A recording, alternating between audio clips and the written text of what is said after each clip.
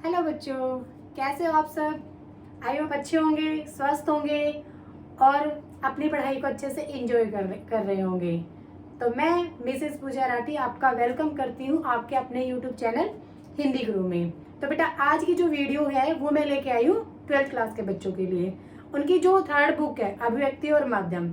तो ये जो बुक है ना अभिव्यक्ति और माध्यम 11th और 12th दोनों क्लासेस में होती है, लेकिन इनमें जो चैप्टर्स हैं वो अलग अलग क्लास के लिए अलग अलग होते हैं। ठीक है, जैसे पहला और दूसरा चैप्टर जो है वो 11th क्लास के लिए है और इसमें जो तीसरा चैप्टर है वो 12th क्लास के बच्चों के लिए है। तो ये जो है थर्ड चैप्टर 12th क्लास के लिए मैं लेके आई हूँ। स्टार्ट करते हैं वीडियो को ज्यादा टाइम वेस्ट ना करते हुए। तो हमारा टॉपिक है चैप्टर है हमारा विभिन्न माध्यमों के लिए लेखन। ठीक है, चैप्टर का क्या नाम है? विभिन्न माध्यमों के लिए लेखन। इसमें बच्चे ना बहुत ज्यादा कंफ्यूज रहते हैं कि विभिन्न माध्यम कौन से होते हैं, लेखन क्या होता है। ठीक है, तो इसमें देखो विभिन्न माध्यम क्या होते हैं कि जनसंचार के विभिन्न माध्यम। जैसे आपने 11th क्लास में पढ़ा होगा संचार क्या होता है, जनसंचार क्या होता है। जनसंचार होता है कि लोगों को सूचना देना। अब लोगों को सूचित करने के लिए हम जिन माध्यमों का प्रयोग करते हैं उसे हम जनसंचार के माध्यम कहते हैं। और यहाँ पर ये जो विभिन्न माध्यम जो शब्द आया हुआ है वो उन्हीं माध्यमों की बात की गई है। लेकिन विभिन्न माध्यमों के लिए लेखन, अब इसमें एक वर्ड और ऐड हो गया कि इसके लिए लेखन। जैसे कि हमारे पास ये जो चार माध्यम है मुद्रित, रेडियो, टीवी और इंटरनेट, ये हमारे विभिन्न माध्यम है हमारे। तो इनके लिए जो समाचार तैयार किए जाते हैं तो उन पर जैसे कि समाचार पत्र में कोई भी समाचार आने से पहले उनके लिए लेखन तैयार किया जाता है। ऐसे नहीं है कि भाई कोई समाचार आया और एज इट इज जो है न्यूज़पेपर में प्रिंट कर दिया या फिर आपको टीवी पर दिखा दिया, इंटरनेट पर डाल दिया या रेडियो पर डाल दिया, ऐसा नहीं होता है। उससे पहले उसकी कॉपी तैयार की जाती है और फिर उसमें से अशुद्धियां निकाल कर और फिर उसको जो है किसी भी जनसंचार माध्यम में लिखा जाता है। ठीक है, तो आई होप आपको विभिन्न माध्यमों के लिए लेखन फिर से बता देती हूँ कि जनसंचार के वे माध्यम जिनके द्वारा हम लोगों को सूचना मिलती है उनके लिए लेखन जो है वो कैसे तैयार किया जाता है, ये आज का हमारा टॉपिक रहेगा। तो स्टार्ट करते हैं। तो देखो विभिन्न माध्यमों के लिए लेखन कौन कौन से हमारे, सबसे पहले हमारे माध्यम कौन कौन से हैं। पहला हमारा मुद्रित या प्रिंट माध्यम, सेकेंड है हमारा रेडियो, थर्ड है टीवी और फोर्थ है इंटरनेट। तो हमारे जनसंचार के ये चार माध्यम है। तो सबसे पहला स्टार्ट करते हैं प्रिंट माध्यम। इसको ही हम मुद्रित माध्यम बोलते हैं। मुद्रित माध्यम मतलब छपा हुआ। ठीक है, मुद्रित छपा हुआ। तो देखो इसमें शॉर्ट क्वेश्चन, एमसीक्यू टाइप भी क्वेश्चन पूछे जाते हैं कि ये जो प्रिंट माध्यम है ये सबसे पुराना माध्यम है। सबसे पुराना माध्यम कौन सा है? प्रिंट माध्यम है।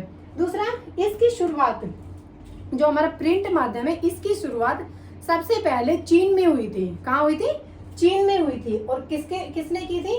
गुटेनबर्ग ने की थी। ठीक है, सबसे पहले जो है छापा खाना, इसको मतलब प्रिंट जो माध्यम है इसको कौन लेके आया था? जर्मनी के गुटेनबर्ग इसको लेकर आए थे और चीन में इसकी शुरुआत हुई थी। तो इसमें से ना एमसीक्यू पूछ लिए जाते हैं। उसके बाद है भारत में सबसे पहला छापा खाना कब खुला था? 1556 में खुला था और गोवा में खुला था। तो उसके बाद से ही हमारे देश में जैसे कि बुक्स वगैरह जो है वो प्रिंट होने लगी थी। उससे पहले प्रिंटिंग सिस्टम नहीं था। तो आई होप यहाँ तक समझ आ गया होगा।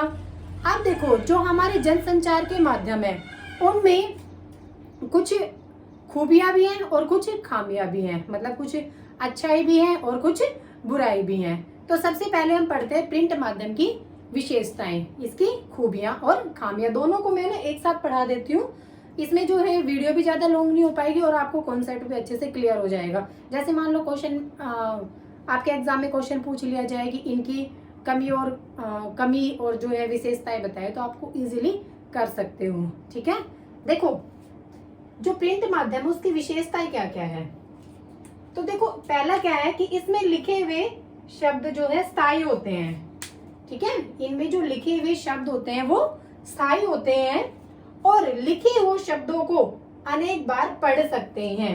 मान लो समाचार पत्र है हमारे पास, तो हम उसमें जो शब्द लिखे होते हैं उसको बहुत बार पढ़ सकते हैं। मान लो कोई न्यूज़ हमें समझ नहीं आई हो, कोई बात समझ नहीं आई हो, तो हम उसको दोबारा पढ़ सकते हैं। और जैसे कि अगर फीमेल की बात की जाती है तो भाई किचन में हर किसी का काम होता है, तो जैसे कि भाई एक बार न्यूज़पेपर उठा लिया, अब जैसे कि बेटा रो रहा है, बेटी रो रही है, या किचन का काम आ गया, तो उस न्यूज़पेपर को उठा के रख दिया, तो उसको हम बाद में भी पढ़ सकते हैं। ठीक है। थर्ड पॉइंट है, जटिल शब्द आने पर शब्दकोश का प्रयोग किया जाता है, किया जा सकता है। जटिल शब्द, जटिल मीन्स कठिन शब्द जो आते हैं, तो उसका जो है हम भाई डिक्शनरी से, शब्दकोश होता है डिक्शनरी, ठीक है, तो उसका यूज कर सकते हैं। और मान लो उसका अर्थ हमें नहीं समझ में आ रहा तो उसको हम उसका अर्थ ढूंढ सकते हैं। फोर्थ है, खबरों को अपनी रुचि के अनुसार पहले या बाद में पढ़ सकते हैं। हम अपने रुचि के अनुसार, जैसे टाइम लगता है हमारा, सुबह शाम दोपहर, किसी भी टाइम पढ़ सकते हैं आराम से फुर्सत लेके। उसके बाद किसी भी सामग्री को लंबे समय तक सुरक्षित रख सकते हैं। इसमें देखो कोई भी जो सामग्री होती है, आप मान लो देखो आजकल इंटरनेट का जमाना है, मोबाइल का जमाना है, तो उसमें देखो मोबाइल की ना स्टोरेज फुल हो जाती है, तो उसके बाद हमें डिलीट करना पड़ता है ना, चीजें डिलीट करनी पड़ती है। लेकिन इसमें क्या होता है, जो मुद्रित माध्यम है उसको हमें ना कई सालों तक संभाल के रख सकते हैं। अगर हमारे वेदों की बात की जाए, ठीक है, जैसे हमारे वेद हैं, अगर वो लिखे हुए नहीं होते ना, वो छपे हुए नहीं होते, तो हमें उनकी जानकारी नहीं मिल पाती। अब जैसे हिस्ट्री पढ़ते हैं हम, है ना, तो हिस्ट्री भी वो हमें थोड़ी बहुत लिखी हुई मिली थी, तो उसके बिहाफ पे हम पढ़ सकते हैं। अगर मान लो ये सिस्टम नहीं होता, लिखने का कोई भी सिस्टम नहीं होता, तो हमें हमारे इतिहास के बारे में भी पता नहीं होता। ठीक है, तो ये तो है इसकी खूबियां, किसकी, प्रिंट सिस्टम की। ये अभी मैंने मुद्रित माध्यम, प्रिंट सिस्टम जो छापा खाना है उसके बारे में बताया है। ठीक है, भाई देखो मोर की आवाज आ रही है, तो मोर की आवाज ही सुन लेना बीच बीच में। नेक्स्ट है कमियां और खामियां, कि जो प्रिंट सिस्टम है इसकी कुछ कमियां भी हैं। भाई ये तो मैंने आपको इसकी विशेषता और खूबियां बता दी, ठीक है। अब ये है इसकी कमियां। कमियां क्या क्या है इसकी, सिमरन बताओगे?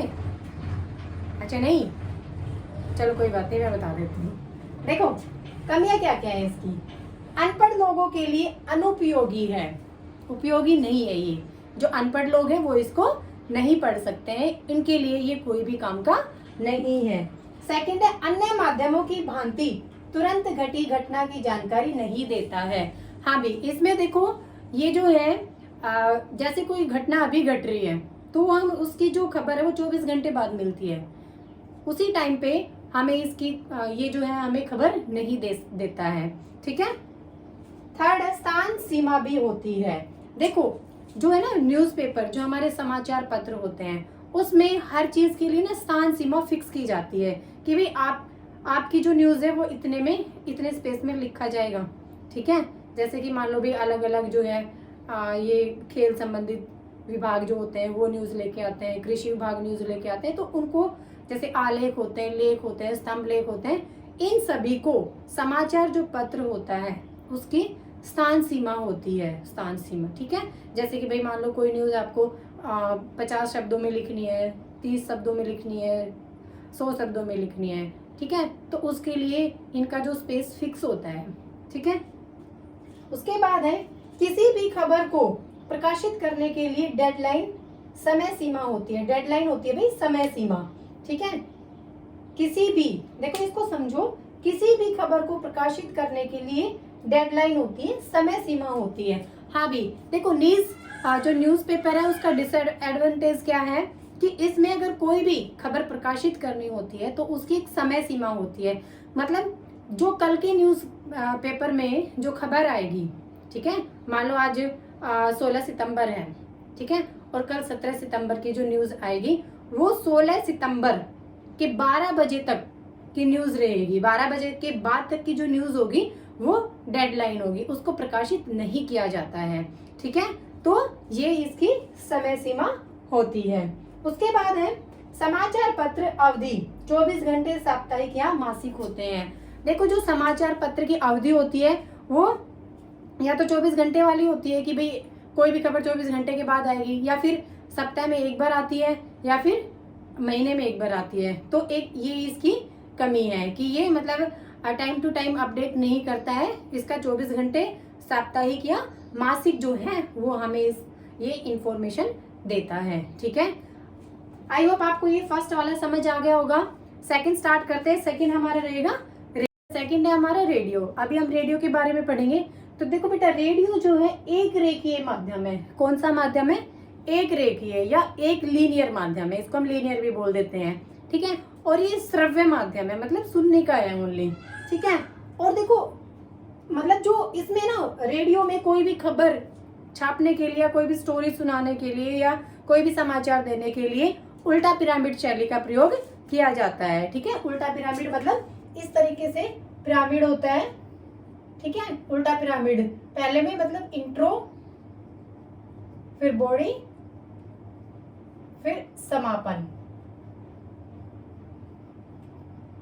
ठीक है, इंट्रो में होता है सबसे महत्वपूर्ण बात, फिर उसके बाद कम महत्वपूर्ण, और फिर इसमें किसी भी समाचार को खत्म किया जाता है। ये होता है हमारी उल्टा पिरामिड शैली। तो जो समाचार पत्र हैं, समाचार जो है वो उल्टा पिरामिड शैली में लिखे जाते हैं। तो रेडियो जो है एक रेखीय माध्यम है और ये श्रव्य माध्यम है।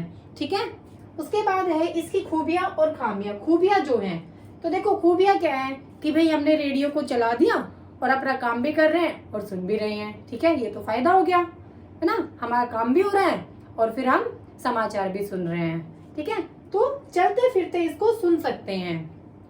अनपढ़ के लिए उपयोगी है। भाई जो पढ़े लिखे नहीं है, जो अखबार नहीं पढ़ सकते हैं, तो वो सुन तो सकते हैं, सुन के तो आराम से समझ आ जाता है। ठीक है, तो जो अनपढ़ लोग हैं उनके लिए बड़ा हेल्पफुल होता है।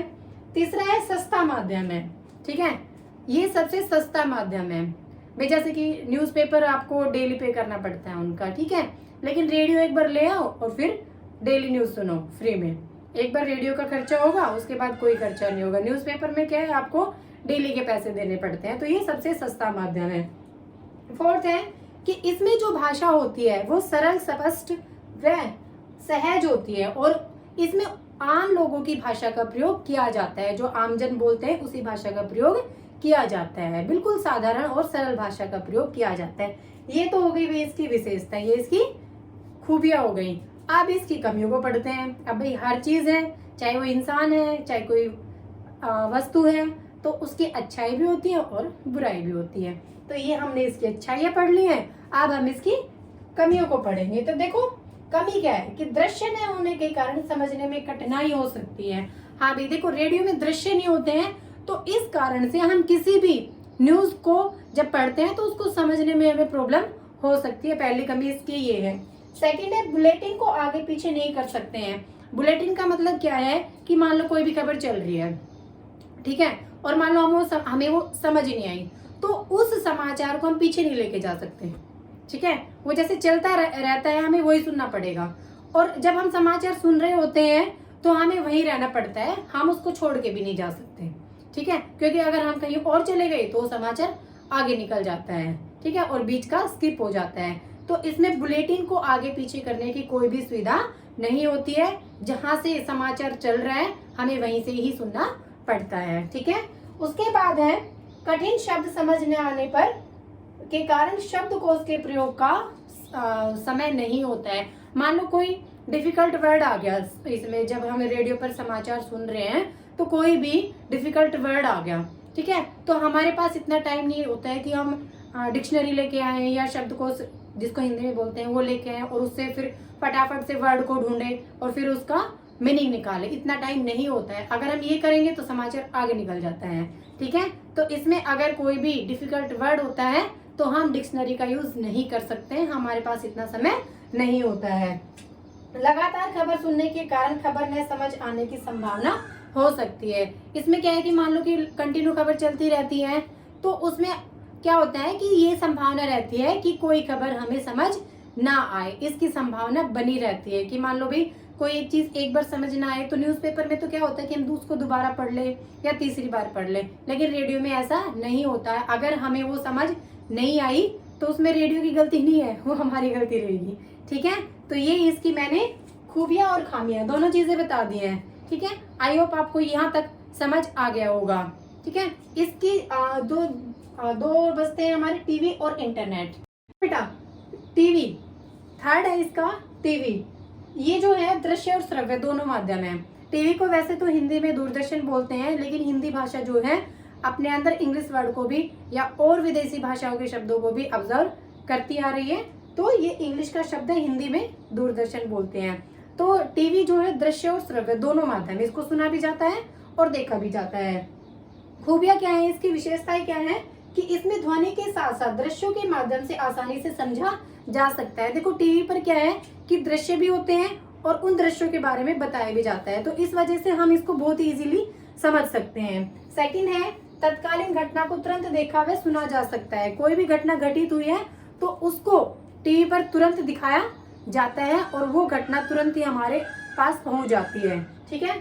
थर्ड है घटनाओं का सजीव, आकर्षक व सटीक रूप देख व सुन सकते हैं। ठीक है, मतलब जो भी घटना घटित हुई है उसको हम सजीव, ठीक है, सजीव मतलब लाइव देख सकते हैं और सुन सकते हैं। उसके बाद देखने के साथ साथ सुनने का आनंद ले सकते हैं और किसी भी घटना को देखने के साथ साथ उसको सुन भी सकते हैं। और ये आम जनता के लिए बहुत ही सस्ता और आनंददायक माध्यम है और ये अनपढ़ों के लिए भी उपयोगी है। वही रेडियो वाला आ गया, सॉरी। अब खामियां क्या है, कमियां क्या है कि निश्चित समय सीमा का बंधन है। इसमें भाई देखो निश्चित समय सीमा होती है टीवी में, हमारे अकॉर्डिंग हम नहीं कर सकते। जैसे कि मान लो टीवी पे कोई सीरियल आता है भाई 7 बजे आता है, 8 बजे आता है, ठीक है, तो उसका एक समय होता है। ठीक है, जैसे कि भाई हमारे टाइम में सीरियल आते, सास भी कभी बहू थी, तो जैसे वो 8 बजे आता था, स्टार प्लस पे आता था, तो उसका टाइम फिक्स होता है। ठीक है, वो हमें अपना काम निपटा के उसको देखना होता है, ना कि वो हमारे अकॉर्डिंग चलाते हैं, तो समय सीमा का बंधन होता है। सेकंड है दृश्य श्रव्य माध्यम के कारण दर्शकों के समय की बर्बादी होती है। ठीक है, जो दर्शक होते हैं, जैसे हम लोग देखने वाले होते हैं, हमारा टाइम वेस्ट होता है, क्योंकि हमें सुनने की भी हैबिट होती है और उसको टीवी को देखने भी हैबिट होती है, तो इस वजह से हमारा टाइम वेस्ट होता है। थर्ड है विज्ञापन द्वारा समय की बर्बादी।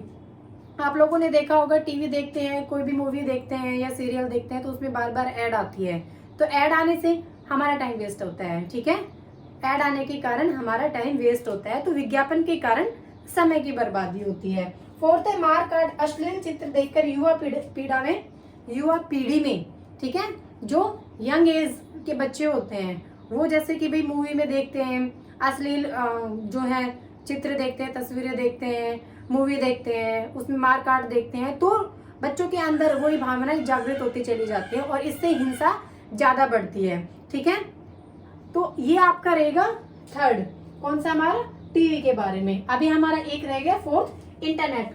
ठीक है, अभी पढ़ते हैं इंटरनेट के बारे में। बेटा अब हमारा है ना फोर्थ और लास्ट है इंटरनेट। ठीक है, इंटरनेट जो है इसका, वैसे तो ये हमारा जो जनसंचार के माध्यम है, इसमें से सबसे आधुनिक माध्यम इंटरनेट ही है। ठीक है, इसको हम इंटरनेट पत्रकारिता या वेब पत्रकारिता या साइबर पत्रकारिता कुछ भी कह सकते हैं, या ऑनलाइन पत्रकारिता कुछ भी कह सकते हैं। ठीक है, ये सबसे आधुनिक माध्यम है और इसमें जो है हमें खबर जो है टाइम टू टाइम मिलती रहती है। हम मतलब मिनट के हिसाब से अपडेट होते हैं किसी भी चीज को लेकर। तो देखो इसके जो है 3 चरण है। पहला चरण जो है 1982 से लेकर 1992 तक चला था। ठीक है, 1982 से 1992 तक चला था।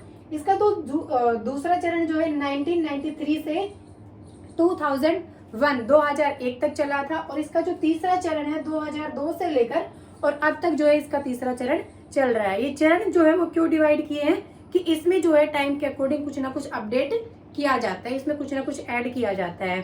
ठीक है, अब अगर हम अब इसकी खूबियों की बात करते हैं तो इसमें क्या है कि हम अपनी आवश्यकता के अनुसार किसी भी देश और विदेश की खबर को आसानी से पढ़ सकते हैं। ठीक है, हम अपनी आवश्यकता के अनुसार, जैसे कि भाई गूगल पे कुछ भी डाला जो हमें जिसकी आवश्यकता होती है और वो हमने सर्च कर लिया, ये फैसिलिटी होती है इसमें।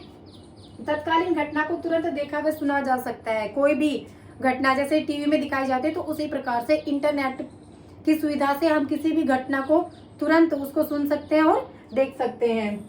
और किसी घटनाओं का सजीव, आकर्षक व सटीक रूप भी देखा जा सकता है। भाई हम उसको लाइव देख सकते हैं इंटरनेट की सहायता से।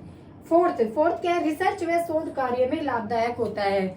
ये जो है इंटरनेट, मान लो किसी भी हमें टॉपिक पे रिसर्च करनी है, जैसे कि साइंस में है, ठीक है, तो उस पे हमें जो भी चीज की आवश्यकता होती है, जैसे मान लो हमें कोई मॉडल बनाना है, ठीक है, तो हम जो है उस मॉडल से रिलेटेड वो क्वेश्चन जो है पुट कर सकते हैं और उस मॉडल से रिलेटेड जो है हमारे सामने बहुत सारे ऑप्शन आ जाते हैं। ठीक है, और मान लो हमें किसी टॉपिक पर रिसर्च करनी है तो उससे भी रिलेटेड काफी सारा जो है मटेरियल हमें इंटरनेट पर मिल जाता है। लेकिन इसकी कमियां क्या क्या है? इसकी पहली कमी क्या है कि जो ये अनपढ़ लोग होते हैं, निरक्षर जो लोग होते हैं, अनपढ़ लोग होते हैं या जो गरीब लोग होते हैं, उनके लिए अनुपयोगी होता है। क्योंकि भाई देखो ये महंगा है, इसके लिए क्या होता है कि सबसे पहले हमें किस चीज की जरूरत पड़ेगी?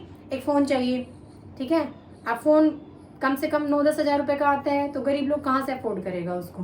और फिर उसमें फिर हर महीने नेट पैक डलवाओ, 250-300 से कम वो नहीं डलता है, तो गरीब लोग बेचारे कहाँ से डलवाएंगे? तो गरीब लोगों के लिए ये अनुपयोगी होता है। सेकंड क्या है? महंगा है। एक इसकी कमी क्या है कि ये महंगा है, इसको हर कोई अफोर्ड नहीं कर सकता है। थर्ड क्या है? युवा पीढ़ी का इंटरनेट पर व्यस्त रहना अतः अन्य काम बाधित होना। जो आजकल की जो जनरेशन है ना, वो इंटरनेट पर ज्यादा बिजी रहती है, यूट्यूब पे देखते रहते हैं, शॉर्ट्स देखते हैं, रील्स देखते हैं, यहाँ तक कि गेम्स खेलते रहते हैं। तो इससे क्या होता है कि उनके जो और काम, जो उनके डेली रूटीन के काम होते हैं ना, उसमें भी बाधा आती है। दूसरा उनके जो पढ़ाई होती है ना, वो भी डिस्टर्ब होती है। ठीक है, लेकिन आजकल के बच्चे जो है इस पे लगे ही रहते हैं, पता नहीं उनको रील्स देखनी होती है, शॉर्ट्स देखनी होती है, उसमें ज्यादा टाइम स्पेंड करते हैं अपनी पढ़ाई से ज्यादा। ठीक है, फोर्थ क्या है? अश्लीलता, गंदगी व दुष्प्रचार का कारण होता है। ठीक है, इंटरनेट, सोशल मीडिया, ठीक है, इसके थ्रू जो है छोटे छोटे बच्चे जो हैं उनके अंदर जो है गंदगी फैलती जा रही है। तो इंटरनेट जो है ये सबसे आधुनिक वो है जनसंचार का माध्यम, लेकिन ये अच्छा भी नहीं है इतना। ठीक है, हर चीज के दो पहलू होते हैं, तो इसमें अच्छाई भी है और खामियां भी हैं। ठीक है, लेकिन आजकल के जो बच्चे हैं वो इसका उपयोग जो है बुरी चीजों के लिए ज्यादा करते हैं, अच्छी चीजों के लिए कम करते हैं। तो मैं तो यही कहूंगी कि भाई इंटरनेट से जितना ज्यादा दूर रह सकते हो उतना ज्यादा दूर रहो। अगर इंटरनेट का यूज करना है तो अच्छी चीजों के लिए, अपनी पढ़ाई के लिए यूज करो, ये रील्स वगैरह इसमें टाइम वेस्ट मत करो। ठीक है, तो आई होप आपको ये जो टॉपिक है अच्छे से क्लियर हो गया होगा। अगर कोई डाउट हो तो आप मुझे कमेंट सेक्शन में मैसेज करके कंफर्म कर सकते हैं, उसका आंसर मैं आपको दे दूंगी। ऐसा नहीं है कि भाई मैं कमेंट नहीं पढ़ती हूँ, मैं कमेंट हर बच्चे का पढ़ती हूँ और उसका रिप्लाई भी पॉसिबल होता है तो उसका रिप्लाई भी देती हूँ। ठीक है, तो आई होप आपको चैप्टर अच्छे से समझ आ गया होगा। और आगे जो आपके जो नेक्स्ट टॉपिक है फोर्थ वाला, उसकी जो है आपको नेक्स्ट वीडियो मिल जाएगी। और ये जो टॉपिक है पूरा, ये जो है आपको मेरी प्लेलिस्ट में मिल जाएगा, तो आप प्लेलिस्ट पे जाके जो है इसको पढ़ सकते हो और नोट्स भी बना सकते हो। इसी के साथ ही मैं करती हूँ थैंक यू। और बेटा ज्यादा से ज्यादा मेरे चैनल को लाइक, सब्सक्राइब, कमेंट और शेयर भी करो। ठीक है, थैंक यू।